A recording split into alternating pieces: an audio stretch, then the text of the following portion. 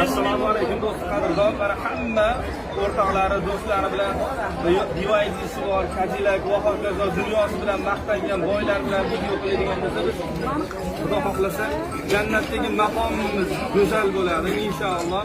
Do'stlar, qadrdonlar, birgamiz. Mana shu birdamligi ahliga Xudo ko'tarmasin.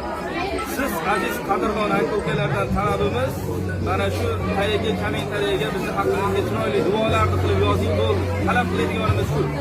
Salomat bo'lishga hamma majbur. O'zlaringizni ehtiyot qilinglar.